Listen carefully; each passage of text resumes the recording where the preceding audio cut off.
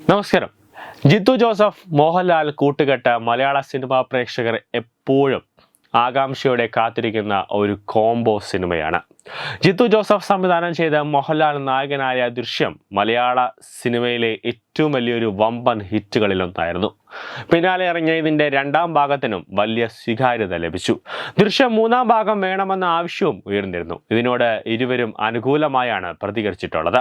ഇപ്പോഴിതാ hit ജോഡികളായ Mohanlal Jithu Joseph കൂട്ടുകെട്ടിൽ വീണ്ടും ഒരു ചിത്രം വരുന്നുവെന്ന റിപ്പോർട്ടുകളാണ് വരുന്നത്.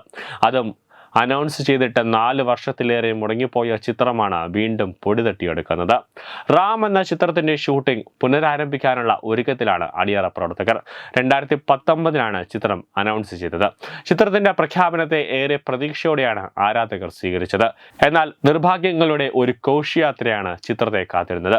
അതായത് 2020 ഷൂട്ടിംഗ് ആരംഭിച്ചതിന് പിന്നാലെ കോവിഡ് മഹാമാരി എത്തി. തുടർന്ന് ഷൂട്ടിംഗ് നിർത്തിവച്ചു. ലോക്ക്ഡൌണിന് ശേഷം ചിത്രത്തിന്റെ ഷൂട്ട് വീണ്ടും പുനരാരംഭിച്ചിരുന്നുവെങ്കിലും ചിത്രീകരണം പകുതിയിലധികം തീർന്നപ്പോഴാണ് അടുത്ത പ്രശ്നം. നിർമ്മാതാവിന്റെ സാമ്പത്തിക ബാധ്യതയെ തുടർന്ന് ഷൂട്ടിംഗ് മുടങ്ങി. തുടർന്ന് ചിത്രം ഉപേക്ഷിച്ചതായുള്ള റിപ്പോർട്ടുകളും വന്നു. ഈ വർഷം നവംബറോടെ ഷൂട്ടിംഗ് തീർക്കാനാണ് അണിയറ പ്രവർത്തകർ ലക്ഷ്യമിടുന്നത്. അടുത്ത വർഷം ചിത്രം തിയേറ്ററിലേക്ക് എത്തിക്കുമെന്നാണ് പ്രതീക്ഷിക്കുന്നത്.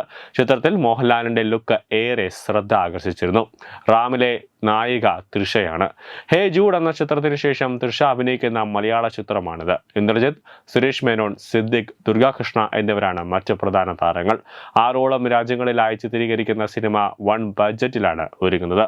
News desk reload.